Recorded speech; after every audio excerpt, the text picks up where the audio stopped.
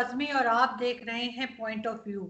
आज ये हम डिस्कस करेंगे पाकिस्तानी पॉलिटिक्स। थोड़ा सा हम देखेंगे कि गवर्नमेंट क्या कर रही है, कितनी सक्सेसफुल है और क्या क्या प्रॉब्लम्स आ रही हैं पीटीआई की हुकूमत को, और पाकिस्तान में क्या सिचुएशन है कोरोना वायरस की और किस तरह से गवर्नमेंट हैंडल कर रही है। लेकिन अभी शो शुरू करने से कुछ टाइम पहले ही मैंने एक और न्यूज़ देखी, जो कि सरदार अख्तर मैंगल के हवाले से है कि उन्होंने अनाउंस किया है कि वो गवर्नमेंट को छोड़ रहे हैं और बल्कि शायद वो छोड़ भी चुके हैं। तो हम उसके ऊपर भी बात करेंगे क्योंकि बलूचिस्तान हमेशा से बहुत एक सेंसिटिव इशू रहा है जिस पे हमारे यहाँ बहुत कम बात होती है। और मुझे नहीं समझ आती कि हम क्यों इतना कम बात करते हैं उसके ऊपर, वहाँ की प्रॉब्लम्स पे या वहाँ के लोगों पे। तो हम सबसे पहले मेहमानों का तारुफ, हमें जी ज्वाइन किया है सैयद समर अब्बास ने, जो कि टीवी एंकर हैं। हम न्यूज़ से एक बड़ा अच्छा उनका करंट अफेयर के ऊपर शो आता है। बहुत शुक्रिया समर कि आपने ज्वाइन किया। और जी समर के साथ हमें ज्वाइन किया है फ़खर यूसुफजई ने। फ़खर भी अपना एक शो करते हैं खैबर न्यूज़ से, इसके अलावा सीनियर जर्नलिस्ट है। Thank you so much Fakhar. सबसे पहले समर आपकी तरफ चलूंगी। आप क्या समझते हैं सरदार अख्तर मैंगल ने जो अभी बताया है, उन्होंने जो कहा है कि वो गवर्नमेंट के साथ मजीद नहीं रह सकते, आप किस तरह देखते हैं इसको? देखिए, जब भी कोई कोलिशन गवर्नमेंट होती है तो इस तरह के इश्यूज चलते रहते हैं। कोई इत्तेहादी कभी आपसे अलग हो गया, फिर आपने उसे मना लिया। जब से अख्तर मैंगल साहब ने तहरीक इंसाफ की गवर्नमेंट के साथ इत्तेहाद किया है, अब ये इस इत्तेहाद को पहले डिफाइन करना होगा, ये इस इत्तेहाद की नौयत क्या है। तो इसमें सबसे काबिल जिक्र बात यह है कि जो मुआहिदा हुआ था अख्तर मैंगल साहब के 6 नुकात के हवाले से तहरीक इंसाफ की गवर्नमेंट के साथ, उसमें उन्होंने कहा था कि आप हमारे मुतालबात पूरे करेंगे, हम आपको वोट करेंगे वजीर आजम के इलेक्शन में, और सदर के इलेक्शन पे वोट करेंगे, स्पीकर और डिप्टी स्पीकर के इलेक्शन पे आपकी हम हिमायत करेंगे। लेकिन जब तक मुतालबात हमारे पूरे नहीं होते, हम अपोजिशन बेंचेस पे बैठेंगे। अब इसमें इंटरेस्टिंग चीज यही है इसमें कि अख्तर मैंगल साहब पहले दिन से पिछले 2 साल से वो अपोजिशन बेंचेस पे बैठ रहे हैं। वो एक हुक्मरान इत्तेहाद का हिस्सा, लेकिन वो बैठते अपोजिशन बेंचेस पर है, चूंकि उनका यही स्टार्ट में उनका ये मौक़िफ़ था कि जब तक मेरे मुतालिबात पूरे नहीं होते, जो मुआहिदा आपने हमारे साथ किया शराकत इक़्तिदार का, उस वक्त तक हम ट्राइगरी बेंचेस पे नहीं बैठेंगे। फिर आपको याद होगा कि आज से कोई 5 माह पहले, 6 माह पहले ये मसला ज्यादा जोर शोर के साथ उठा था, जब काफ लीग की तरफ से भी एकदम से बहुत सारे एतराजात उठे थे, बहुत से गिले शिकवे सामने आए थे। एमक्यूएम की तरफ से भी एकदम से बहुत से गिले शिकवे सामने आए, और उसके साथ साथ अख्तर मैंगल साहब भी एकदम से, सारे इत्तेहादी एकदम से नाराज हो गए थे। फिर एक कमेटी बनी थी जिसमें जहांगीर तरीन साहब भी थे, दीगर पार्टी के सीनियर रहनुमा थे, परवेज खटक साहब और दीगर लोग। मुज़ाकरात चलते रहे, लेकिन कोई खातिर खा पेशरफ ना काफ लीग के साथ जो मुतालबात जारी थे उनमें हो सकी, ना एमक्यूएम के साथ जो मुतालबात जारी थे उसमें कोई खातिर खा पेशरफ हो सके, जिसकी वजह से खालिद मकबूल सिद्दीकी मुस्ताफी भी हो गए थे काबीना के अंदर से, आईटी के मिनिस्टर थे वो। बाद में फिर उनके मुतालबात तो नहीं मानेंगे, उसी कोटे पे यानी एक वजारत के कोटे पे ही अब उनके आए हैं अमीन, अमीन भाई जो है वो वजीर बने हैं। तो मुतालबा किसी भी इत्तेहादी का हुकूमत ने माना नहीं था। तो इसी तरह सिलसिला चलता रहा। तो अब वो टाइम आ गया था। आपको पता है कि पाकिस्तानी सियासत में बजट एक ऐसा मौका होता है कि जब इत्तेहादियों ने अपने जो भी मुतालबात मनवाने होते हैं वो लेके आते हैं हुकूमत के सामने। हुकूमत की भी बड़ी फंसी होती है कि बजट मंजूर करवाना है, तो इत्तेहादियों को राजी रखने के लिए, आराम करने के लिए हुकूमत उनके मुतालबात मान लेती है। लेकिन इस दफा हैरानकुन चीज ये हुई कि बजाय कोई वार्निंग देने के, जिस तरह से पिछले हम 2 साल से मुसलसल देख ही रहे कि जिस तरह से मैंगल साहब बार बार वार्न करते रहे, उन्होंने कई मरतबा असेंबली के फ्लोर पे खड़े होकर बात की कि हमारे मुतालबात नहीं माने जा रहे, मीडिया टॉक्स के अंदर, टीवी शोज के अंदर बात करते रहे। लेकिन इस दफा उन्होंने स्ट्रेट अवे आके अपना फैसला अनाउंस कर दिया कि हम अलग हो गए हैं आपसे। अब अर्जू, इसमें इंपॉर्टेंट चीज देखने वाली यह है कि उनके अलहदा होने का तहरीक इंसाफ की हुकूमत पे क्या कोई असर पड़ेगा? तो उसका जवाब है कि कोई ज्यादा असर नहीं पड़ेगा। हाँ, बहुत कम मेजोरिटी तहरीक इंसाफ के पास है नेशनल असेंबली के अंदर, जिसपे ये गवर्नमेंट खड़ी है। कुल 172 वोट दरकार होते हैं प्राइम मिनिस्टर को किसी गवर्नमेंट को इंटैक्ट रहने के लिए। इस वक्त इनके पास जो वोट्स थे वो थे जी 184, मिला के अख्तर मैंगल साहब को 156 तहरीक इंसाफ के हैं, सात उसमें आ गए MQM के, 5 काफ लीग के, शेख रशीद साहब की सीट हो गई, 2 आजाद हो गए, एक जमहूरी वतन पार्टी का हो गया, और बलूचिस्तान अवामी पार्टी के 5 हो गए। तो अख्तर महंगल साहब के 4 MNAs को शामिल करके ये तादाद बनती थी 184। तो इनके 4 MNA निकलने के बाद अभी भी तहरीक इंसाफ के पास 180 की तादाद मौजूद है कौमी असम्बली के अंदर। 180 अरकान की सपोर्ट इमरान खान साहब को हासिल है, इस हुकूमत को हासिल है। तो यानी 8 वोटों की बढ़तरी है, तो कोई ज्यादा फर्क गवर्नमेंट पे नहीं पड़ने वाला। हाँ, ये चीज बड़ी इंपॉर्टेंट है इसमें। फिर एक दूसरा पहलू इसका अगर देखा जाए, वो इंपॉर्टेंस इसलिए रखता है कि एक इत्तेहादी का हुकूमत से अलग होना हुकूमत की कारकर्दगी पे, हुकूमत की गवर्नेंस पर यकीनी तौर पर ये अदम एतमाद का इजहार है। तो ये नुक्ता आगाज भी हो सकता है किसी बड़ी चेंज का, किसी बड़ी तब्दीली का। ख्वाजा आसिफ साहब आज मेरे प्रोग्राम में थे, वो ये बात कर रहे थे। उन्होंने 4 जून को मेरे प्रोग्राम में पेशगोई की थी। ख्वाजा आसिफ साहब ने, उन्होंने दावा किया था कि तहरीक इंसाफ की हुकूमत जाने वाली है। और आज जब मैंने उनसे पूछा तो उन्होंने यही कहा था कि ये उसी सिलसिले की कड़ी है जो मैंने आपके सामने दावा किया था कि ये हुकूमत जा रही है। और अख्तर महंगल साहब का अलहदा होना ये नुक्ता आगाज बनेगा एक बड़ी तब्दीली का। अब देखते हैं नुक्ता आगाज बन सकता है या नहीं, चूंकि ये तमाम नुक्ते, कॉमास, कॉलन्स, डॉट्स जहां से कंट्रोल होते हैं, उनके साथ तहरीक इंसाफ की गवर्नमेंट अभी तक एक एक पेज, एक एक सतर पर है। तो मुझे कोई तब्दीली बड़ी वाज़ेह नजर नहीं आ रही। बिल्कुल ठीक। अगर आपने बात सुनी समर की, आपको लग रहा है कि कोई तब्दीली आ रही है, या अभी तक जैसे समर ने कहा कि कुछ नजर नहीं आ रहा, अभी तक एक ही पेज पे लग रहे हैं? समर की बात से मैं भी काफी हद तक मैं एग्री करता हूँ कि ये कॉमाज या इन्वर्टेड कॉमाज या जितनी भी चीजें होती हैं, तो वो तब तक नहीं होती जब तक वहीं से जो असल जगह है हमारे यहाँ हुकूमतों के हवाले से जो जगह मौजूद है, जब तक वहां से तब्दीली की हवा नहीं चलती या वहां से आवाज नहीं दी जाती, तो हुकूमतें तब्दील नहीं होती। तो ये भी लग रहा है। लेकिन आज जिस तरह इन्होंने ख्वाजा आसिफ साहब की बात की, तो एक पार्लियामेंटेरियन है इनके पाकिस्तान तहरीक इंसाफ के, तो शाम को उनसे मेरी बात हो रही थी, तो मुझे कह रहे थे, मैंने कहा कैसे, क्या मतलब हालात हैं आपकी हुकूमत वगैरह। तो उन्होंने मुझे कहा कि भाई हमें बेसिकली बड़ी सारी प्रॉब्लम्स हम फेस कर रहे हैं। उसमें से एक ये है कि हमारी गवर्नमेंट जो कोalition गवर्नमेंट है, तो हम लाजमी बात है जब हमसे कोई वो डिमांड करते हैं और हम पूरी नहीं कर सकते, तो फिर हमें वो लाजिमी सी बात है थ्रेट करते हैं, जिस तरह समर ने बात की। और वो जिस तरह आज अख्तर महंगल साहब अलहदा हो गए उनसे, इससे पिछली मतलब उन्होंने काब लीग ने भी ये धमकी दी थी, बल्कि बाकी सारे भी लोग हैं। और दूसरी एक चीज जो नजर आ रही है, जहांगीर तरीन साहब उनसे अलहदा हुए।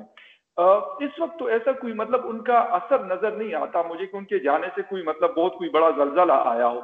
लेकिन एक चीज जो हो रही कि वो लंदन जाके मियां नवाज शरीफ से मिलने की कोशिश कर रहे हैं, तो ये चीजें शायद मतलब इन फ्यूचर ने डिनाई कर दिया है।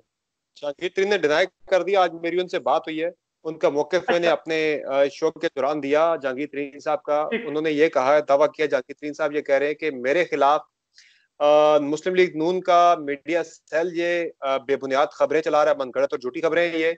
और तरीन साहब का मौक़िफ़ इस पर यह था, उन्होंने कहा कि मैं कैसे मियां नवाज शरीफ के साथ मिल सकता हूं कि जब पनामा केस के दौरान नवाज शरीफ के खिलाफ सबूत मैंने ला के दिए एक बंदे के खिलाफ, तो मैं उस शख्स के साथ कैसे मिल सकता हूं। उन्होंने कहा यह नामुमकिन है। और मैंने असूलों की सियासत की, असूलों की सियासत पे कारबंद हूँ। है असूल हर किसी के अपने अपने होते हैं, उस पर मैं ज्यादा बात नहीं करूंगा। लेकिन उन्होंने इस बात को डिनाई किया, वो कह रहे हैं कि मैं जिस बंदे के खिलाफ सबूत ढूंढ के लाया पनामा केस में, उसके साथ मिलने की कोशिश में कैसे कर सकता हूँ। लेकिन एक बात बड़ी वाज़ेह है जो फखर के तरीन साहब के लिए पीटीआई के दरवाजे बंद हो गए। Exactly, you are absolutely right, यही बात मैं कह रहा था। मगर लेकिन पॉलिटिक्स में तो सब कुछ चलता है, कोई पता नहीं ना, कोई परमानेंट एनिमी नहीं, नो परमानेंट फ्रेंड्स। अगर मतलब हम ये कह दें कि आसिफ अली जरदारी के साथ का भी किसी जमाने में मतलब बैठ गए थे वापस में, और इमरान खान जो अपने आप को बड़े उसूली किस्म के पॉलिटिशियन कहा करते थे, उसने जाके उनके साथ हाथ मिला लिया था। तो ऐसी चीजें पॉसिबल है, और हो सकता है कि अभी ना किया हो जहांगीर तरीन साहब, क्योंकि आपने उनसे डायरेक्ट बात की है, तो नो डाउट कि अगर उन्होंने डिनाई कर दिया, तो आप उसके ऊपर ये नहीं कह सकते कि नहीं जो उन्होंने कोई मुलाकात की कुछ, क्योंकि मैं भी इन फ्यूचर। लेकिन ये सारी चीजें जितनी भी चल रही होती है, तो वो मतलब बैकडोर में मुख्तलिफ किस्म की चीजें चल रही होती है, हर किसी के अपने स्टेक्स हैं। जहांगीर तरीन साहब की जब शुगर की रिपोर्ट आई है, तो उसके बाद नो डाउट उनके ऊपर वो पीटीआई के दरवाजे भी बंद हुए। और दूसरी बात यह है कि उन्होंने जो इन्वेस्टमेंट की इलेक्शन में, हमें ये सबको पता है कि उन्होंने बहुत सारा पैसा इन्वेस्ट किया था वहां के एमपीएस उठा के उन्होंने मतलब उनकी हुकूमत पंजाब में बनवाई थी। तो ये सारी चीजें हो सकते हैं अभी कोई, मैंने आपको बताया कि हो सकता है अभी कोई ज्यादा जलजला उनके जाने से ना आए, लेकिन नियर फ्यूचर में पॉसिबल है कि कुछ ना कुछ थोड़ा बहुत हो जाए। दूसरी अख्तर मेंगल साहब की बात, अख्तर मेंगल साहब का एक स्टैंड ये भी था, मतलब मैं कल चेन औकात वो समर ने तो बता दी, एक मिसिंग पर्सन के ऊपर उन्होंने बड़ा जोर दिया था, बिल्कुल क्लियर कट स्टांस था। आगासन उनके एमएनए है, उनसे जब बात होती है, डॉक्टर जानदेव जमालदीनी साहब से आज भी बल्कि मेरी बात हुई थी, तो वो कहते हैं, ये बात करते हैं, सनाउल्लाह बलोच साहब है, तो ये सारे लोग ये बात करते हैं कि अगर हम इस चीज से अगर हम हट जाते हैं तो समझ लें कि हमारी जो सियासत है वो बिल्कुल खत्म हो जाएगी। बिल्कुल ठीक। लेकिन समर, आपको लगता है कि बहुत कम आप लोग या हम लोग मीडिया में जो लोग हैं बलूचिस्तान को बहुत कम कवर करते हैं, स्पेशली मिसिंग पीपल के ऊपर कुछ खास बातचीत नहीं होती, होनी चाहिए? देखिए, बिल्कुल होनी चाहिए। बलूचिस्तान जिस तरह दीगर सूबे पाकिस्तान के हैं, बलूचिस्तान पे बल्कि ज्यादा बात होनी चाहिए। अनफॉर्चुनेटली मैं इस हकीकत को तस्लीम करता हूँ कि पाकिस्तान के अंदर जो हमारा मीडिया है वो सिर्फ बलूचिस्तान ही नहीं, आप अगर गौर करें तो खैबर पख्तूनख्वा के हवाले से बहुत कम रिपोर्टिंग होती है, गिलगित बल्तिस्तान के हवाले से बहुत कम रिपोर्टिंग होती है, जीबी के हवाले से बहुत कम रिपोर्टिंग होती है, और ज्यादा जो अगर रिपोर्टिंग होती है वो सिंध के, यानी डोमिनेंट आप देखें पाकिस्तानी मीडिया की डिस्कशन के अंदर वो सिंध होता है। अब सिंध क्यों होता है? तो ये देखने वालों के लिए ये बड़ी एक इंफॉर्मेटिव बात मैं उनके सामने रखना चाह रहा हूँ कि जो असल मामला है इस वक्त सिंध इसलिए फोकस पे होता है मीडिया के, इलेक्ट्रॉनिक मीडिया के पर्टिकुलरली, कि हमारा जो मीडिया है पाकिस्तान के अंदर, इलेक्ट्रॉनिक मीडिया, हमारा जो मॉडल है, बिजनेस मॉडल है, वो है रेटिंग बेस्ड हमारा मॉडल है, हमारा सब्सक्रिप्शन बेस्ड मॉडल नहीं है पाकिस्तान के अंदर। जिस दिन हमारे यहाँ सब्सक्रिप्शन बेस्ड मॉडल आ जाएगा उस दिन मेरे ख्याल से दीगर सूबों को भी बराबर एयर टाइम मिलेगा। अब सिंध को ज्यादा क्यों मिलता है? कराची के अंदर जो जिन मीटर से हमारी रेटिंग आती है चैनल्स की, जिस रेटिंग की बेसिस पे हमें बिजनेस मिलता है चैनल्स को, प्राइवेट चैनल्स को, वो ज्यादा मीटर्स मेजोरिटी में कराची के अंदर लगे हुए। इसीलिए आप देखें कि कराची के अंदर अक्सर जब मैं रिपोर्टिंग भी करता था तो मेरा शिकवा होता था कि कराची के अंदर कुत्ता मर जाए तो वो बड़ी हेडलाइन बन जाती है, इस्लामाबाद के अंदर, पिंडी के अंदर, बाकी शहरों के अंदर इंसान मर जाए वो खबर नहीं बनती। तो फिर बाद में ऐसा ऐसा मुझे समझ आई इस बात की कि कराची क्यों इंपॉर्टेंट है मीडिया के लिए, सिंध क्यों इंपॉर्टेंट है, पंजाब क्यों इंपॉर्टेंट है, कि ज्यादा जो majority of the peoples meter जो लगे हैं जहां से रेटिंग कैलकुलेट होती है आपकी, जिस चीज से आपको बिजनेस मिलता है, वो कराची के अंदर ज्यादा लगे हैं और बाकी पंजाब के मुख्तलिफ शहरों में लगे हैं, इसलिए ज्यादा ये डिस्कस होता है। हालांकि इश्यूज के एतबार से हमने, चूंकि इश्यूज मसाइल की निशानदेही करनी होती है, तो इश्यूज के एतबार से अगर देखा जाए तो इट मेरिट्स के ज्यादा बात बलूचिस्तान की होनी चाहिए, कश्मीर की बात होनी चाहिए, जीबी की बात होनी चाहिए, जो कि इस वक्त आपका मेन स्पॉटलाइट में है due to the C pack, एक आपका लिंचपिन है। लेकिन ज्यादा बात सिंध और पंजाब की होती है।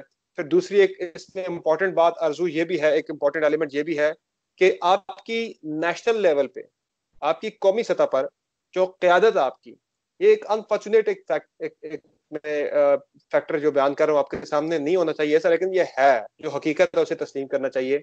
जो नेशनल लेवल पे आपकी आज तक जितनी भी आपकी क्यादत आई है, या वो आपकी सिंध से आई है, और मेजोरिटी में आपकी जो क्यादत आई है वो पंजाब के अंदर से आई है नेशनल लेवल की। तो जिस सूबे की पॉलिटिक्स के अंदर ज्यादा क्यादत होती है, लीड रोल पे, तो ज्यादा फिर वही सूबे डिस्कस होते हैं। अब चूंकि पाकिस्तान के अंदर जो वज़ीर आजम आते रहे, सदूर आते रहे, मेजोरिटी में उनका ताल्लुक जो है वो पंजाब से रहा, बिलखुसूस वज़ीर आजम के, तो इसीलिए पंजाब ज्यादा आपका स्पॉटलाइट पे रहा है, सिंध आपका ज्यादा स्पॉटलाइट में रहा है, चूंकि वहां से आपके जो हुक्मरान हैं वो आते रहे हैं, तो जाहिर है फिर वो सूबे ज्यादा डिस्कस होते हैं, उनकी मूवमेंट, हर चीज, इश्यूज ज्यादा बलूचिस्तान के यकीनी तौर पर होने चाहिए, लेकिन मीडिया इग्नोर करता है। जाते भी लोग कम है वहां पे, बहुत कम जाते हैं ऑन ग्राउंड जाके। वहां के बहुत सारे इश्यूज हैं जिन पे काम किया जा सकता है, जिन पे बात की जा सकती है, लेकिन हमारे यहाँ भीड़ चाल है, और भीड़ चाल में हम इश्यूज को हमेशा भूल जाया करते हैं, और बलूचिस्तान भी उसी भीड़ चाल की नजर हो रहा है। बिल्कुल ठीक। फखर, आपका ताल्लुक जैसे केपीके से है, तो आपको भी लगता है कि केपीके को ज्यादा जो है टाइम नहीं दिया जाता है, टाइम बहुत कम मिलता है?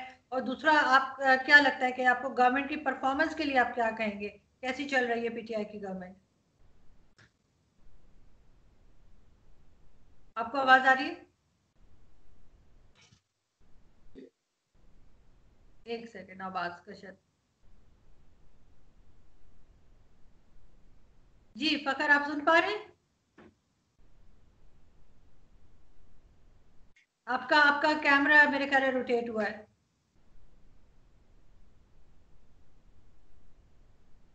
हाँ, अब ठीक है।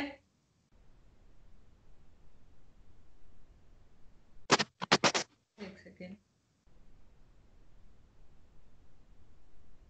जी फकर, आवाज आ रही है आपको?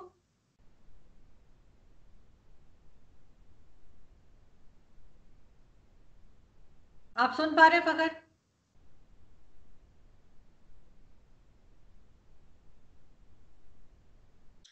आवाज नहीं आ रही। जी जी, मुझे अब आपकी आवाज बिल्कुल आ रही है। एक्चुअली मेरा ब्लूटूथ जो है उसने कोई काम किया। ओके ओके, अब आवाज आ रही है आपको? जी मुझे आवाज आ रही है। अच्छा, मैं आपसे ये पूछ रही थी कि जैसे आपका ताल्लुक केपीके से है, तो जैसे समर ने बात की बलूचिस्तान की, तो आपको लगता है कि केपीके को भी कम एयर टाइम मिलता है? और पीटीआई की गवर्नमेंट को आप किस तरह से देखते हैं? आपके ख्याल से कैसी चल रही है? जी। पहली बात आपने खैबर पख्तूनख्वा के हवाले से की कि वहां पे एयर टाइम के हवाले से या मीडिया कवरेज के हवाले से, क्योंकि जिस चैनल के साथ मेरी एसोसिएशन है तो वो तो उसका टारगेट एरिया है। नो डाउट कि हम तकरीबन वहाँ के छोटे इलाकों को भी कवर करते हैं, साथ में अफगानिस्तान और बलूचिस्तान में बहुत बड़ा हमारा एक नेटवर्क मौजूद है। हम बिल्कुल फुल फ्लैश कवरेज देते हैं, कुछ भी हो जाए तो शायद, बल्कि कुछ दिन पहले मुझे एक बंदे ने ट्विटर पे कहा था कि ये फला खबर बलूचिस्तान के हवाले से थी तो ये नहीं आई मीडिया में। मैंने बाकायदा उसको स्क्रीनशॉट भेजा, मैंने कहा यार मेरे चैनल ने इसको कवर किया है, बेशक नेशनल चैनल ने ना कवर किया हो लेकिन मेरे चैनल ने इसको कवर किया, तो ये तो है। लेकिन लोग गिला करते हैं, जिस तरह समर ने बात की, यकीन करें हमारे वहां के बहुत सारे पॉलिटिशियंस हैं। पीटीआई की हुकूमत है, ये दूसरी दफा उनकी हुकूमत आई है वहां खैबर पख्तूनख्वा में प्रोविंशियल असेंबली की। वो लोग, आम लोग गिला करते हैं कि यार हमारा कोई इशू होता है तो उसको क्यों नहीं कोई मतलब रेस करता, उसके ऊपर कोई क्यों आवाज नहीं उठाता।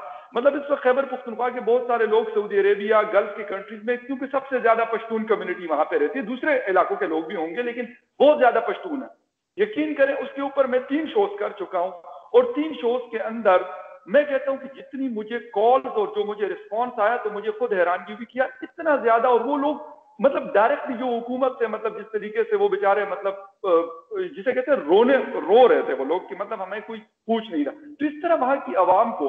और इसकी एक छोटी सी मिसाल मैं आपको दूंगा कि मोहम्मद एजेंसी के अंदर आज से 3 या 4 साल पुरानी बात है कि ब्लास्ट हुआ था, मस्जिद के ऊपर सुसाइड मतलब अटैक हुआ था, उसके अंदर कोई तकरीबन 65-70 लोग मरे थे।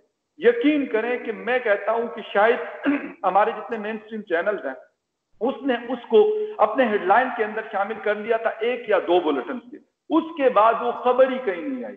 लाइव रिपोर्टिंग किसी ने मतलब जहमत नहीं की कि मोहम्मद एजेंसी को इतना ज्यादा दूर नहीं है पेशावर से, हार्डली आपकी घंटे की ड्राइव है, कोई अपने चैनल की डीसीएनजी वहां पे भिजवा दे, क्योंकि पेशावर में सबकी डीसीएनजी मौजूद है। हमारी वाहिद डीसीएनजी थी जो वहां पे 3 दिन उस वाक्य को उसने कवर किया। तो इस तरह के बहुत सारे वाकयात, सवात में बहुत सारे वाकयात होते हैं। पिशावर के जो हमारे जो साउदर्न डिस्ट्रिक्ट हैं, लक्की है, करक है, कोहाट है, बहुत सारे मतलब जनूबी अजला जिसको कहते हैं डेरा इस्माइल खान तक, वहां पे किसी की भी प्रॉपर मतलब वो कवरेज नहीं देते। फिर आज दूसरे उसमें पोर्शन पे आता हूँ, पीटीआई हुकूमत की आप बात कर रही है कि खैबर पख्तूनख्वा में उनकी हुकूमत है, लोगों ने उनको वोट किया है, लेकिन लोगों के गिले भी बहुत ज्यादा है। उसकी बहुत सारी चीजें ऐसी है कि लोग बहुत ज्यादा एक्सपेक्ट कर रहे थे, क्योंकि पिछली हुकूमत में जो कमी बेशी रह गई थी तो लोग ये कह रहे थे कि यार चले ठीक है, हो सकते हैं इनको एक्सपीरियंस ना हो, इनके ज्यादातर नए लोग आए थे तो उन्होंने उस तरीके से सर्व नहीं किया जिस तरीके से उनको करना चाहिए था, दोबारा इनको एक मतलब चांस दिया जाए, और दोबारा उन्होंने दिया। लेकिन उनकी जो एक्सपेक्टेशंस थी उसके बिल्कुल अगेंस्ट ये लोग निकले। हमारे बहुत सारे पश्तून कम्युनिटी के लोग जो है वो मिनिस्टर बैठे हुए हैं, तकरीबन 7 या 8 लोग बड़ी मिनिस्ट्रीज में, इंक्लूडिंग स्पीकर असद कैसर साहब, अली मोहम्मद खान साहब, डिफेंस मिनिस्टर परवेज खटक साहब, मतलब काफी सारे लोग हैं। मुराद सईद बहुत अच्छी बड़ी मिनिस्ट्री है उनके पास, लेकिन इन लोगों ने, यकीन करें, इनकी परफॉर्मेंस क्या है आरजू, सिर्फ और सिर्फ ट्विटर के ऊपर ये बहुत बड़े शेर बनते हैं। अली मोहम्मद खान साहब के हल्के में अगर मतलब समर क्योंकि रोज शो करते हैं, तो अगर ये अपने एरिया में, इनके एक स्कूल में आपको दिखाना चाहता हूं जो 1965 में बना था, उसके बाद वो मिडल बनाया गया 1975 या 85 में, अभी वो तकरीबन पिछली इनकी गवर्नमेंट में वो हाई स्कूल बना, बिल्डिंग उसकी उसी तरह है। ठीक है, अली मोहम्मद खान के हल्के की सड़कें कच्ची हैं, मतलब कोई नहीं किया। आप उनसे लोगों से पूछो तो यकीन करें कि पिछली दफा भी लोगों ने बाकायदा इश्तिहारात लगाए थे कि हमारे अली मोहम्मद खान साहब गुम गए, अगर किसी को मिले तो प्लीज हमें बता दे। मतलब ये हालात है। लेकिन यहाँ पे वो उन लोगों ने दोबारा मुंतखब क्यों किया फिर अली मोहम्मद खान को? सर, ये बड़ा मैं इंटरेस्टिंग सवाल है कि 5 साल गायब रहे, हल्के में गए, इलेक्शन लड़ा, फिर मुंतखब होके आ गए। ये हल्के के अवाम का भी कसूर है यहाँ पे। बिल्कुल सही, आप बिल्कुल सही कह रहे हैं। यकीन करें कि जब लास्ट टाइम, ये बात बहुत लंबी हो रही है, जब मर्दान में जलसा था इमरान खान साहब का, तो इमरान खान साहब ने बाकायदा आवाज दी अली मोहम्मद खान को कि भाई अली को मैं जो है ना, मैंने अपने पास इसको बिठाया हुआ था, ये आप लोगों के पास 5 साल नहीं आए, लेकिन फिर भी आप इसको वोट करें। यकीन करें कि ये ऑन रिकॉर्ड मौजूद है ये चीज। मतलब ये मैं कहता हूं कि इसके बावजूद भी लोगों ने उसको वोट किया। कुछ सही वोट पड़ा और कुछ जो दूसरे वाले वोट थे वो भी उसको पड़े होंगे, लेकिन अली मोहम्मद खान को आज भी यकीन नहीं है कि मैं कैसे पास हुआ। मैं समर आपसे यही बात पूछूंगी कि आपको अभी भी यकीन है कि लोगों के वोट से आती है हुकूमत, और ये सारे पार्लियामेंटेरियन जो आते हैं, आपको अभी भी यकीन है कि ये वोट लेकर आते हैं? देखिए, अभी तक कोई ऐसे शवाहिद सामने नहीं आ सके। आरटीएस बंद हुआ था, लेकिन कोई ऐसा मेरे सामने कोई ऐसी कोई सॉलिड चीज मौजूद नहीं है कि ये किसी और रास्ते से आए। हाँ, फॉर्म गायब हो गए थे। उसके अलावा आप कहें तो क्या कहते हैं, आरटीएस बंद हो गया था।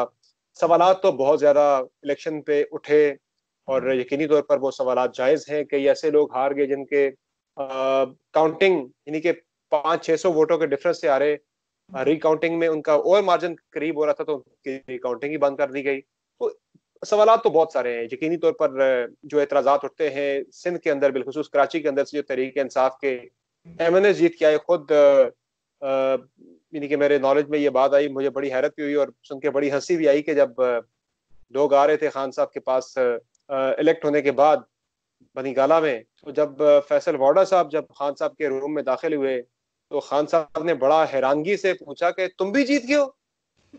यानी कि उन्हें यकीन ही नहीं था खान साहब को कि फैसल वाडा इलेक्शन जीत जाएंगे। मैंने कहा अरे तुम भी जीत गए। तो देखिए, वो लोग जो रात को हार के सो गए थे कि हम हार गए इलेक्शन, वो सुबह उठे जीते हुए थे, वो उन्हें खुद आज तक यकीन नहीं कि हम जीते कैसे। और कुछ ऐसे भी हैं तहरीक इंसाफ के एमएनएज हैं। अली जैदी की मैं मिसाल दूं तो आपके सामने है कि इस इलेक्शन से चंद ही साल या महीने पहले, चंद साल पहले की बात है, 2016 में या 15 में बलदियाती इंतखाबात जब हुए थे कराची के अंदर, तो अली जैदी साहब जो हैं वो यूसी चेयरमैन का इलेक्शन हार गए थे। आपको याद है ना अच्छी तरह से। अली जैदी आज जो विफाकी वजीर बने फिर रहे हैं, तुरम खान है, बड़े बड़ी वो ट्वीटें करते हैं, बड़े बयान देते हैं, अपने आप को बड़ा दबंग लीडर समझते हैं, वफाकी वजीर हैं आज, वो यूसी चेयरमैन के इलेक्शन हार गए थे। ये इन लोगों का है कि इलेक्ट होके आ गए। बहरहाल अब जैसे भी आए हैं, एक सिस्टम हमारे मुल्क के अंदर जो है उस सिस्टम के तहत इलेक्ट होके आ गए, इसलिए फिर हम चूंकि सिस्टम के तहत आए तो हम ज्यादा बात नहीं कर सकते इस मामले पे। बहरहाल क्वेश्चन जरूर वो एग्जिस्ट करते हैं। इसमें भी फिर कसूर हमारी पॉलिटिकल लीडरशिप का ही है कि आपने क्यों इंतखाबी इस्लाहात नहीं की, आपने क्यों इलेक्टोरल प्रोसेस जो है उसको शफाफ बनाने के लिए क्वेश्चन नहीं की माजी में। अगर रिग हुए इलेक्शन, जो लोग आज इलेक्शन रिग होने का ज्यादा शोर मचा रहे हैं, पीपल्स पार्टी या नून लीग, उन्हें चाहिए था कि अपने दौरे इक़्तिदार में इस तरह के इक़दाम उठाते कि आइंदा के लिए इंतखाबात को शफाफ बनाया जा सकता था। बिल्कुल जिस तरह का एतराज आज उठता है, वो एहतसाब पे शोर उठाते हैं, एहतसाब पे एतराज करते हैं, वहां भी यही सवाल उठता है कि ये नैब चेयरमैन की तकर्री सब कुछ आपके दौर का, कानून सारे आप तब्दील कर सकते थे, आपने नहीं किया, आज आपको भुगतना पड़ रहा है। तो उसी तरह से जिस तरह का इलेक्शन कमीशन, जिस तरह का इंतखाबी निज़ाम, जिस तरह की इलेक्टोरल फैसिलिटीज आप छोड़ कर गए हैं इंतखाबी सिस्टम के अंदर, तो उसमें फिर आपके साथ ये होना था और ठीक हुआ इन लोगों के साथ। ये ठीक करके जाते, इंतखाबी निज़ाम को शफाफ बनाने के लिए कानून साजी करते, दीगर जो भी इक़दाम उठाए जाने थे वो उठाते। उस वक्त इनकी तरजीहात कुछ और थी। जो हुआ ठीक हुआ। आइंदा के लिए मेरे ख्याल से सबक होगा इनके लिए भी और दीगर लोगों के लिए भी कि इसको इंतखाबी इस्लाहात कैसे करनी है, कहाँ कहाँ कमी कोताही है, उसे बेहतर करना है। आज पूरी दुनिया में हमारा पड़ोसी मुल्क है भारत, हमसे 5 गुना ज्यादा उनकी आबादी है। वहां पे उन्होंने आप देखिए कि इलेक्ट्रॉनिक वोटिंग होती है। कोई आपने धांधली का एतराज कभी सुना है भारत के अंदर से? कभी किसी ने कोई एतराज उठाया होगा यहाँ पे धांधली हो गई? मोदी तो आराम से शिकस्त तस्लीम कर ली बीजेपी ने, कोई धरना नहीं दिया, कोई इन्होंने इलेक्शन कमीशन के सामने जाके जी ये मोदी ने रिगिंग करके इलेक्शन जीता है। तो भाई सिस्टम शफाफ है ना, इतने बड़े मुल्क में वो एक शफाफ इंतखाबी निजाम लेकर आ सकते हैं, तो पाकिस्तान के अंदर हम क्यों नहीं ला सकते? बांग्लादेश हमारे बाद है, बांग्लादेश ने कर लिया, कई मुल्कों ने कर लिया, पसमानदा मुल्क कई ऐसे मेरे सामने मसाले हैं, उन्होंने अपना इंतखाबी निजाम बहुत शफाफ कर लिया, इलेक्ट्रॉनिक वोटिंग वो ले आए। हमारे यहाँ आज भी पर्ची ठप्पा सब वही पुराने सिस्टम पे हम चल रहे हैं, तो जाहिर है आपने मार्जिन छोड़ा हुआ है तो उसमें रैगिंग होती है। लेकिन आप ये बताइए ना कि आपको इनकी परफॉर्मेंस कैसी लग रही है जो एक डेढ़ 2 साल इन्होंने गुजारे हैं, और उस लिहाज से आप क्या समझते हैं कि क्या आप उनको क्या रेट करेंगे, कैसा जा रहा है ये? देखिए अभी तक तो परफॉर्मेंस कोई बहुत ज्यादा खातिर हाँ परफॉर्मेंस नहीं है। आज जब मईशत मनफी 0.4 में चली गई है, तो ये ऐसा नहीं कि ये कोरोना वायरस आया और 2 माह के अंदर मईशत इतनी नीचे चली गई। ये जो मुआशी इंडिकेटर्स हैं वो पहले से ही कोई इतने हौसला अफजा नहीं थे। 5.5 से आपने यानी कि जो प्रोजेक्शन थी वहां से आपने ली है ग्रोथ रेट, और वहां से गिरते गिरते गिरते आप -0.40 पे ले गए हैं। यानी इतनी ज्यादा आपकी बैड परफॉर्मेंस है कि 2-3 माह में आपको लगता है कि मईशत हमारी इतनी सुकड़ गई, इतना हमारा जीडीपी हमारी इतनी गिर गई 2 माह के दौरान। मईशत का पहले ही बुरा हाल था, आपके सबके सामने है कि 14.6% तक हमारी महंगाई चली गई थी। ये तहरीक इंसाफ की गवर्नमेंट जिसके बारे में आप बहुत सुनते थे, खान साहब मुझे याद है कि दिसंबर का पूरा महीना ये कहते कहते गुजर गए, जनवरी में भी वो यही बातें करते रहे कि जी मैं माफियाज को शिकस्त दूंगा। उन्होंने सबसे ज्यादा जिस बात पे तहरीक इंसाफ जोर देती है, मुड़ के उसी शोबे में इन्हें मार पड़ती है। इन्होंने बात की जी हम सबसे ज्यादा माफिया को नहीं छोड़ेंगे जी, इस साल हम माफिया को शिकस्त देंगे। अब क्या होता है जी, माफिया को शिकस्त देने के चक्कर में जब आप मैदान में उतरते हैं, आप चीनी महंगी होती है, आप उसकी तहकीकात शुरू करते हैं, रिपोर्ट बनती है, रिपोर्ट मंजर आम पे आ जाती है, नाम आ जाते हैं। अब होना तो ये चाहिए कि वो चीनी सस्ती हो जाए। आज भी आजू जाके आप मार्केट के अंदर पता करें चीनी कितने रुपए है, 85 से 90 रुपए, 91 रुपए तक चीनी बिक रही है। यानी कि 35 से 40 रुपए फी किलो तहरीक इंसाफ के दौरे इक़्तिदार में चीनी की कीमतें बढ़ गई है, 40 रुपए तक का, 35 से 40 रुपए फी किलो इनके दौर में इजाफा हुआ है। उस माफिया ने इजाफा किया कि जिस माफिया को खान साहब शिकस्त देने की बातें कर रहे थे। फिर आपने आटे के ऊपर रिपोर्ट आ गई, आटे की आपने प्रोक्योरमेंट का टारगेट पूरा करने के चक्कर में आटा आपका 6 से 12 रुपए महंगा हो गया है, और 13 रुपए मजीद महंगा होने जा रहा है। फी किलो आपका आटा 20 से 25 रुपए महंगा होने जा रहा है। ये भी आप यहाँ भी आपको माफिया क्या तो शिकस्त हो गई। पेट्रोल आप सस्ता करते हैं, आप पेट्रोल 74 रुपए का करते हैं, मुड़ के वो कितने पे चला जाता है? 150 रुपए लोगों को घंटा घंटा लाइनों में लाके ब्लैक में पेट्रोल लोगों को 150 रुपए में खरीदना पड़ता है। ये क्या गवर्नमेंट है, ये क्या गवर्नेंस है? आप जो चीज ठीक करना चाहते हैं, आप जिस पे हाथ डालते हैं उसी में अवाम को रिलीफ मिलने के बजाय उल्टा अवाम के लिए वो मामला दर्द सर बन जाता है। बल्कि आजकल तो पाकिस्तान ने, पिछले दिनों में देख रहा था, जब हुकूमत ने पेट्रोल सस्ता किया उसके बाद पेट्रोल मार्केट से गायब हो गया, तो ये जोक्स लोगों ने चलाना शुरू कर दिए थे कि हुकूमत का अब बिजली की कीमतें भी सस्ती करने का फैसला, अवाम में खौफ हरास फैल गया कि कहीं बिजली की गायब ना हो जाए। ये तो हालत है गवर्नेंस की, जब आपसे चीजें संभाली नहीं जाती। तो मेरे ख्याल से अभी तक ये हुकूमत माफियाज पे काबू पाने में मुकम्मल तौर पर नाकाम रही है, माफियाज को शिकस्त देने में मुकम्मल तौर पर नाकाम रही है। कई माफियाज के रिप्रेजेंटेटिव्स गवर्नमेंट के अंदर बैठे हैं, खान साहब के साथ बैठे हैं, कई वुज़रा ऐसे हैं जिनका कॉन्फ्लिक्ट ऑफ इंटरेस्ट है। धरने पे आप भी जाती रही है, मैं भी जाता रहा हूँ, फखर यूसुफ ज़ई साहब भी जाते रहे होंगे। आपने वहां एक खान साहब का जुमला बहुत ज्यादा रिपीटेडली सुना होगा। वो क्या जुमला था कि मैं जब इक्तदार में आऊंगा तो मुफादात का टकराव नहीं होगा। कॉन्फ्लिक्ट ऑफ इंटरेस्ट पे खान साहब ने बहुत ज्यादा लेक्चर दिए। अब कॉन्फ्लिक्ट ऑफ इंटरेस्ट क्या इनकी गवर्नमेंट में नहीं है? क्या मुफादात का टकराव नहीं है? आज आप देखें बैठे हैं रज़ाक दाऊद साहब, वो उन्हीं मामलात को डील कर रहे हैं कि जिनमें वो खुद स्टेक होल्डर है।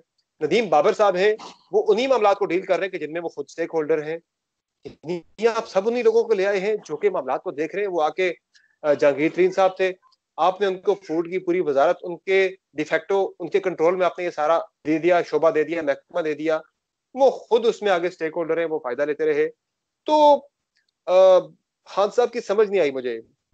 दावे बहुत बड़े थे और उसके मुकाबले में जब हम डिलीवरी की बात करते हैं, रिफॉर्म्स हो, चले आप रिफॉर्म्स ही कर लेते। आपने कंस्ट्रक्शन तो आपने कोई नहीं की, इस वक्त तक मुल्क में कोई बड़ा मेगा प्रोजेक्ट आप स्टार्ट नहीं कर सके।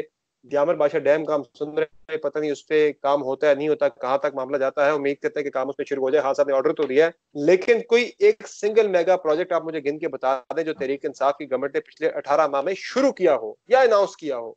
और कर्जा कितना चला गया है, जितना नून लीग ने कर्जा अपने 5 साल के दौरान लिया, उतना ही कर्जा तहरीक इंसाफ अपने पहले 20 माह के दौरान ले चुकी है, बावजूद इसके कि मुल्क में एक सिंगल ईंट तक नहीं लगी, कोई मेगा प्रोजेक्ट कोई नहीं बना।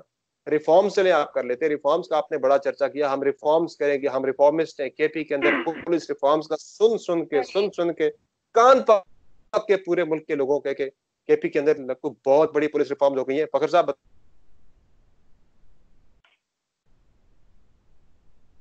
बताएंगे, मेरे पिछले 5 साल उन्होंने बेचा चूरन, तो वो रिफॉर्म कहाँ है? वो नासिर दुरानी साहब जिनके बारे में आप बहुत बात करते थे, वो इतने आपने 5 आईजी तब्दील कर दिया अपने पंजाब के अंदर, 5 आपने चीफ सेक्रेटरी तब्दील कर दिए। तो ये आपकी रिफॉर्म्स की हालत है। रिफॉर्म्स यानी कि ये जब आपने पॉलिटिकल इतनी ज्यादा इंटरफेरेंस थी, तो वो देखते हुए नासिर दुरानी साहब भी छोड़ के चले गए। कोई भी दावे जो तहरीक इंसाफ ने किए, मैं ये नहीं कह रहा कि ये बहुत बुरे, एफबीआई के चेयरमैन भी भाग गए, जब्बर ज़ैदी बहुत छोटे, वो भी दौड़ गए। यानी सिंपली मैं ये कहूंगा आरजू के तहरीक इंसाफ बिल्कुल जैसी नून लीग थी, जैसी पीपल्स पार्टी थी, वैसी तहरीक इंसाफ की है। वो जो चेंज की बातें थी, मुख्तलिफ होने की बातें थी, ये मुझे बिल्कुल एक ही वो क्या कहते हैं, थाली के चट्टे बट्टे सारे, कोई फर्क नहीं है इतना बड़ा। मुझे तो उससे भी बदतर लग रही है पिछली गवर्नमेंट से।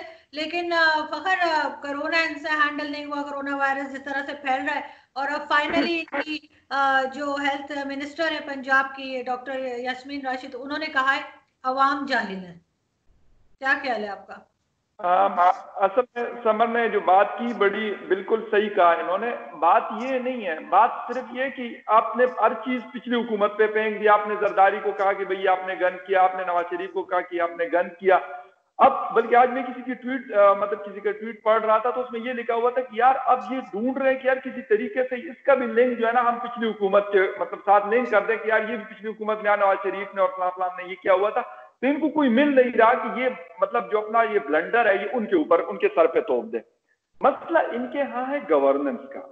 मसला इनका है कि मतलब जो अपोजिशन है, ठीक है मैं कहता हूँ अपोजिशन हमारी मतलब जिस तरह समझ ने बात की कि पिछली से मतलब पिछली जैसी हुकूमत है, मैं कहता हूँ बहुत बदतर इसलिए है कि पिछलों ने कुछ जी बिल्कुल मैं ये इनकी बात कर रहा हूँ, इमरान खान साहब की हुकूमत की बात कर रहा हूँ कि पिछलों से बदतर है इसलिए कि उन्होंने मियां नवाज शरीफ ने तो मतलब अगर वो आज नहीं है तो कुछ ना कुछ हमें नजर आ रहा है। हजारा मोटरवे हमें नजर आ रही है, कोई मतलब जिसे कहते मुल्तान मोटरवे हमें नजर आ रही है, हम ट्रेवल करते रहते हैं, कुछ ना कुछ इनका एक सिंगल प्रोजेक्ट समझ एक इन्होंने मोटरवे बनाई है, स्वात मोटरवे। अगर आपको कभी इत्तेफाक हो तो आफ्टर 2 मंथ्स उसकी जो हालत है आप जाके चेक कर लें, तो आप मतलब जिस तरीके से उसका आप ट्रेवल करेंगे डर डर के, सारे गड्ढे बने हुए हैं। दूसरा प्रोजेक्ट इनका जो मेगा प्रोजेक्ट है वो है बीआरटी प्रोजेक्ट, इनके पास बहुत बड़े। मसला ये इनसे बन नहीं रहे। बीआरटी के ऊपर यकीन करें कि शौकत यूसुफजई के साथ मैंने 4 इंटरव्यूज की। इस तरह मैंने मतलब वहां के फाइनेंस मिनिस्टर जो है वो जगड़ा साहब थे, मूल जगड़ा साहब, उसके साथ इंटरव्यू के, पता नहीं उनके प्रोजेक्ट डायरेक्टर के साथ किस किस के साथ। और अब तो इतने ज्यादा लोग चेंज हो रहे, अब तो किसी को पता भी नहीं कि आखिर बीआरटी को कौन देख रहा है। लेकिन पेशावर वाले लोग जो है वो पिछले तकरीबन 3 सालों से अक्टूबर 2017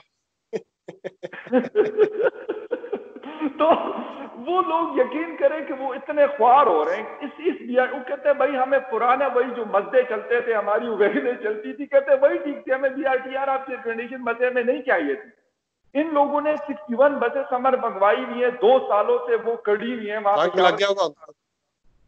सर उनकी हालत अगर आप अभी देख लें तो वो आधी कीमत से भी कम की हो गई, क्योंकि आप खुद सोचे कि गाड़ी अगर हमारी 2 साल कोई भी गाड़ी खड़ी हो उसकी क्या तो चलती रहे, रवा रहे तो वो बेहतर हालत में रहती है। मशीनरी खड़ी हो जाए तो फिर जाहिर है उसने जंग लगना है, खराब होना है, बेकार होना है। बिल्कुल।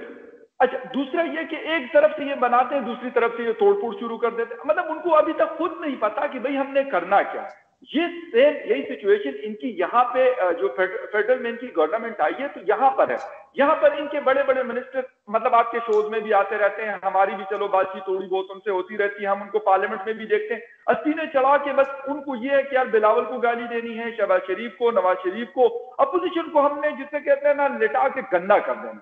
इस काम के अलावा अपने 2 साल कारकर्दगी मैंने उस दिन अली मोहम्मद खान साहब के ट्विटर अकाउंट पे लिखा, मैंने मुराद शरीफ साहब के ट्विटर अकाउंट पे लिखा, मैंने और बहुत सारे लोग, मैंने कहा यार इसके अलावा अगर आप लोगों की कोई परफॉर्मेंस है, मैंने कहा यकीन करें मुझे भी दिखा दे कि मैं भी फख्र के साथ लिख सकूं कि यार मेरे इलाके के लोग इतने सारे मिनिस्टर आए तो उन्होंने ये मतलब बड़े अच्छे काम किए। कोई जवाब नहीं दे। आप उनको कॉल करें भाई, वो कहते हैं उनके पीएस वगैरह कि यार वो तो बड़े मसरूफ है, नहीं समझ आती कि कहाँ पे मसरूफ है। पार्लियामेंट में ये लोग नहीं होते, अगर होते नहीं है तो मतलब चीखो पुकार और मतलब लड़ाई झगड़े के अलावा इनका और कोई काम नहीं है। कोई मतलब इनको कोई लेजिस्लेशन इन लोगों से नहीं होती, बाकी किसी चीज का इनको नहीं पता। गवर्नेंस इनकी मतलब जिसे कहते हैं थर्ड क्लास की है, लेकिन कहते हैं ये मसरूफ। तो मुझे ये बताए ना, ये पता नहीं जैसे फखर कह रहे हैं कहाँ मसरूफ रहते हैं, तो इसी तरह से समय इनसे कोरोना वायरस भी नहीं हैंडल हो रहा। तो आपको क्या लग रहा है आगे लॉकडाउन पे जाएंगे या इसी तरह की बातें करते रहेंगे? देखिए, पहली जो बात हुई, अपने गवर्नमेंट को तो काफी तनकीद का निशाना बना लिया, काफी रगड़ा दे दिया है। जरा मुल्की अपोजिशन की बात भी होनी चाहिए। अपोजिशन कौन सी दूध की तुली है। मैं ये कहूंगा कि इमरान खान साहब जैसा खुशनसीब वजीर आजम कोई होगा ही नहीं पाकिस्तान की तारीख में कि उसे इतनी कमजोर और कंप्रोमाइज्ड अपोजिशन मिली है, जो कि किसी भी महाज पे हुकूमत को आज तक कोई टफ टाइम नहीं दे सकी। हुकूमत ने अपने आप को टफ टाइम अगर गवर्नमेंट को किसी ने दिया है तो वो गवर्नमेंट ने खुद से अपने आप को दिया है, अपने फैसलों से अपने आप को टफ टाइम दिया है। मुल्की अपोजिशन किसी भी महाज पे हुकूमत को टफ टाइम नहीं दे सकी। चाहे आप शुरू से ले लें, कौमी असम्बली के अंदर वजीर आजम का इलेक्शन हो या सदर मुमलिकत का इलेक्शन हो, इलेक्शन कमीशन के बायद धांधली के खिलाफ धरना देना हो, फिर उसके बाद आप देख लें चेयरमैन सेनेट को हटाने का मामला हो, बजट की मंजूरी का मामला हो, फिर एक तारीख साज आर्मी एक्ट में तरमीम का मामला हो, हर मौके पे ये अपोजिशन करीब आई कि हम ये काम नहीं होने देंगे। तो क्या हुआ, मुड़ के वो काम हो गया और आपस में आप एक दूसरे के दरमियान आबी बढ़ गई। हर जगह पे आपको शिकस्त का सामना करना पड़ा।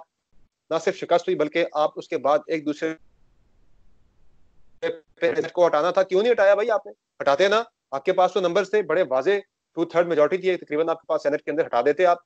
50% आपको यानी कि सिंपल मेजोरिटी चाहिए थी, आप नहीं हटा सके। 68 बंदे आपके अवाम के अंदर खड़े होते हैं, वोट जाके आपके निकलते हैं 48, आपका 50 वोट पूरा नहीं होता।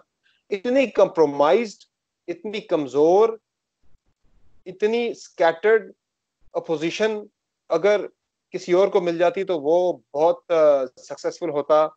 आज यही इमरान खान साहब की गवर्नमेंट है। जिस तरह की गवर्नेंस आज आप मुल्क के अंदर देख रहे हैं, किसी और पार्टी की ऐसी गवर्नेंस होती है और अपोजिशन में बैठे होते हैं इमरान खान साहब। इस वक्त उन्होंने गवर्नमेंट को तकनीक का नाच नचाया होता, प्रेस कॉन्फ्रेंसेज हो रही होती, एहतजाजी मुजाहरे हो रहे होते, हुकूमत के खिलाफ जलसे हो रहे होते, डेली वाइट पेपर जारी हो रहे होते, प्रेस कॉन्फ्रेंसेज हो रही होती।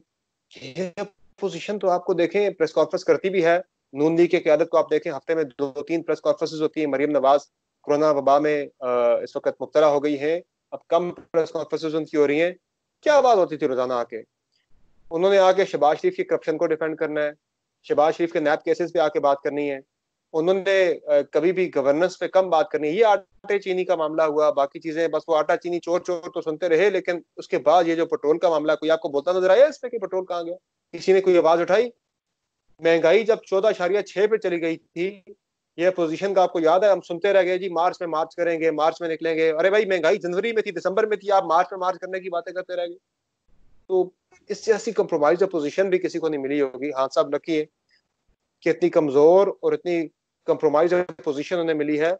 बाकी जहां तक ताल्लुक है कोरोना का, तो कोरोना का मामला जो है ये इसे रोक तो आप नहीं सकते, लेकिन आप अपनी बेहतर पॉलिसीज की वजह से इसे आप किसी हद तक कंटेन या कंट्रोल कर सकते हैं, जिस तरह से कई ममालिक ने किया है। इनिशियली अच्छे स्टेप से आपने लॉकडाउन वगैरह किए, लेकिन जो इमरान खान साहब का वज़ीर आज़म का जो एक नुक्ता नजर, उनका जो मौक़िफ़ है बड़ा वाज़े है कि वो तवाज़ुन रखना चाहते हैं, एक बैलेंस रखना चाहते हैं कोरोना में। लॉकडाउन कोरोना की रोकथाम, यानी कोरोना की रोकथाम में, और लोगों को के बेरोजगार या भूख में मुब्तला होने के, अफलास में मुब्तला होने के, लोगों के गुर्बत में चले जाने में वो एक बैलेंस रखना चाहते हैं। वो कहते हैं हमने केसेस को भी रोकना है, साथ हमने लोगों की भूख को भी रोकना है।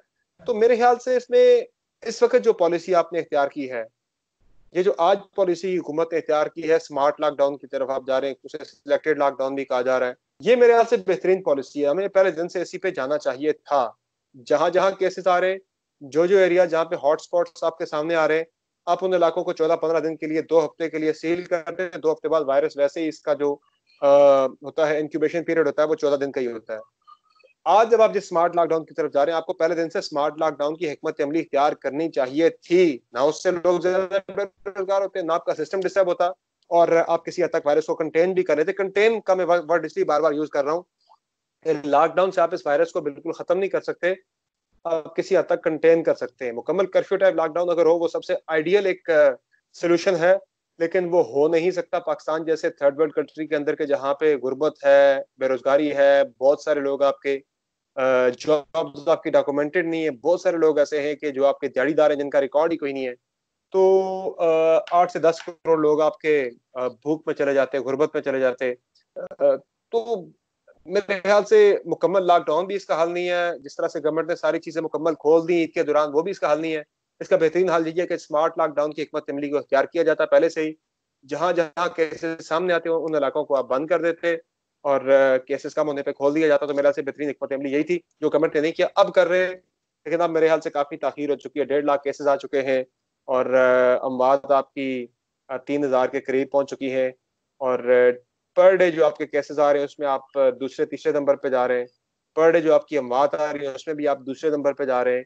एक्टिव नंबर ऑफ केसेस में आप दुनिया के सिर्फ 5 मुल्कों से पीछे 6ठे नंबर पर हैं। आप ओवरऑल केसेस के एतबार से आप दुनिया में 15वें नंबर पे खड़े हैं। तो इतने हौसला अफजा इस वक्त हमारे आदाद शुमार नहीं है, जो गवर्नमेंट इसको शुरू में हल्का लेती रही कि अभी भी बहुत डाउन प्ले किया जाता है। वो इतना बड़ा मसला नहीं है, इतना बड़ा मसला नहीं है। हमारे हालात बहुत, अल्लाह का शुक्र है, बहुत अच्छे, इतने अच्छे नहीं है, हालात बड़े खराब है, और काफी हद तक गवर्नमेंट के हाथ से चीजें बाहर निकल चुकी हैं। आपको भी लग रहा है फखर के काफी हद तक गवर्नमेंट के हाथ से बात निकल गई है, तो अब किस तरह हैंडल होगा? क्योंकि इस चीज को रोकना तो पड़ेगा, चाहे कुछ भी करना हो। बेसिकली जब आपकी पॉलिसी कंफ्यूजन का शिकार होती है, आपको ये पता नहीं है कि मतलब खान साहब कभी कहते हैं कि जी मैं फला लॉकडाउन करूंगा। जब मार्च में ये चीज शुरू हुई तो वो कहते हैं जी मैं तो लॉकडाउन नहीं चाहता था, अशरफिया लॉकडाउन चाहती थी। मुझे ये नहीं समझ आती कि भाई प्राइम मिनिस्टर आप है कि प्राइम मिनिस्टर इस मुल्क के नरेंद्र मोदी साहब है? आपको ये नहीं पता कि भाई आपके सामने कम से कम 2-3 या 4 महीने का जो गैप आपको मिला चाइना से और बाकी कंट्रीज से, उसके बाद ईरान में आपके मतलब पहला केस आया, उसके बाद फिर पाकिस्तान में आया फरवरी में।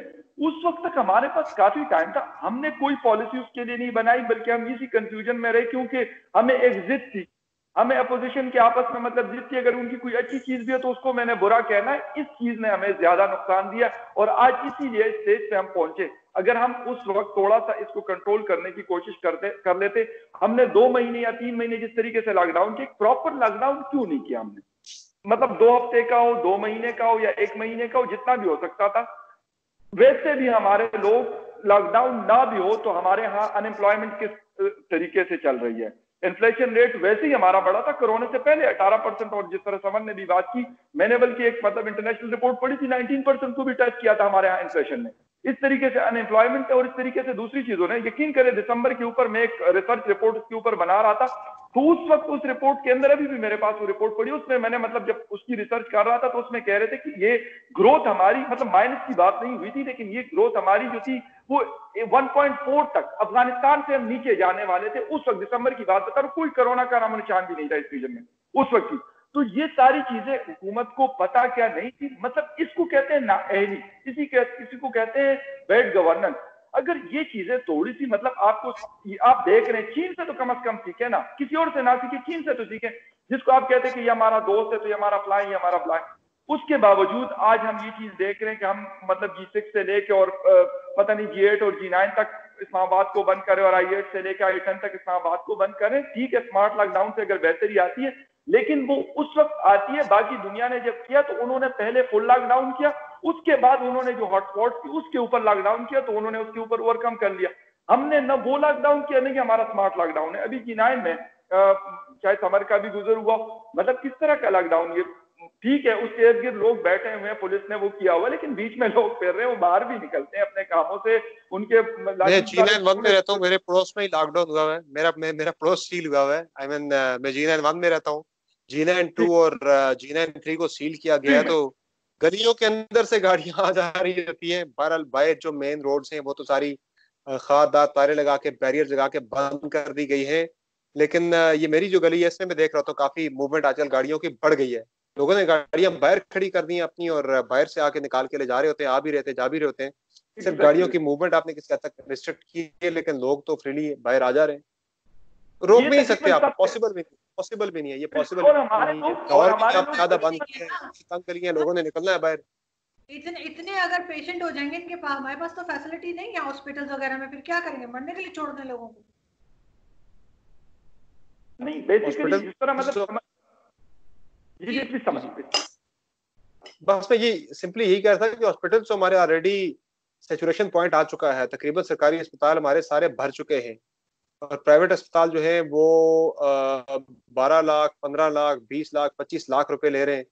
वो आम बंदा तो अफोर्ड कर नहीं सकता, आप में भी अफोर्ड नहीं कर सकते, हमें भी यानी कि बड़ा मुश्किल है इसे अफोर्ड करना। बहुत कम आपकी जो एलीट क्लास ही है वही अफोर्ड कर सकती है इसे। हर कोई नहीं जा सकता प्राइवेट हॉस्पिटल्स के अंदर इलाज के लिए। और इलाज भी क्या है, कोरोना के दौरान सिर्फ आपको वहां पे थोड़ी केयर ही मिलती है। सरकारी अस्पताल आपके भर चुके हैं, वो मुकम्मल तौर पर फ्लडेड हो चुके हैं। सैचुरेशन पॉइंट आपका वो आ चुका है कि जब आपके पास सरकारी अस्पतालों में जगह बिल्कुल नहीं रही। बिल्कुल ठीक। चीफ, अगर लास्ट कमेंट आपकी तरफ से।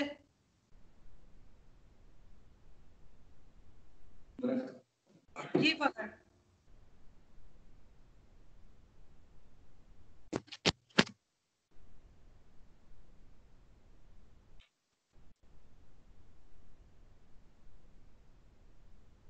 जी फकर, आप सुन पा रहे हैं?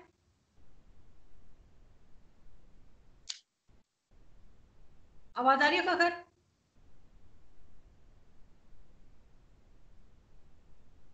आप सुन पा रहे हैं फकर? जी मुझे बिल्कुल आ रही है आवाज। अब आ रही है आवाज। बस लास्ट कमेंट आपकी तरफ से लॉकडाउन के ऊपर। जी लॉकडाउन मैंने कहा ना कि जिस तरह खान साहब ने शुरू में कहा था वो सीरियसनेस नहीं, उन्होंने जब खुद शो नहीं की तो आप कैसे एक्सपेक्ट कर सकते हैं? जिस तरह समर ने कहा कि भाई हम थर्ड वर्ल्ड कंट्री के लोग हैं, मतलब ना हमारे यहाँ उस तरह की एजुकेशन है ना उस तरह की सिविलाइजेशन है। जब हम ये देखते हैं कि यार खान साहब खुद मास्क नहीं पहनते, वो खुद ये चीजें नहीं फॉलो करते, तो एक आम बंदे से आप मतलब मेरे खैबर पख्तूनख्वा के किसी मतलब साउदर्न डिस्ट्रिक्ट में रहने वाला बंदा, या पंजाब के साउदर्न पंजाब में रहने वाला बंदा, या बलूचिस्तान या सिंध में रहने वाला बंदा, वो क्यों करेगा भाई? वो सीधी सी बात है, वो यही कहेगा कि भाई अगर ये मेरा प्राइम मिनिस्टर नहीं कर रहा या कोई और ये बड़े लोग नहीं कर रहे, तो इसका मतलब ये कुछ नहीं। इसीलिए लोग समझ रहे हैं, हमारे खैबर पख्तूनख्वा में तो बहुत सारे लोग कहते कोई कोरोना शरोना नहीं कहते, पैसों के लिए सारी गेम। तो ये बहुत सारे इलाकों में ये बात सुनने को आ रही है। ये तो खैर प्राइम मिनिस्टर ने भी शुरू में यही कहा था कि कुछ खास बात नहीं है, हल्का सा जुकाम है और जरा सी चीज पे आप लोग टेस्ट कराने ना चले जाएं। ऐसी तो बहुत सारी चीजें हमने सुनी थी, बहुत सारे लतीफे। खैर thank you so much Samar and Fakhar कि आप लोगों ने ज्वाइन किया। और हम उम्मीद करते हैं कि हम नेक्स्ट टाइम फिर दोबारा एक सेशन रखेंगे और कुछ मजीद समर से बात करेंगे, क्योंकि समर का ताल्लुक, if I am not wrong, Kashmir से है।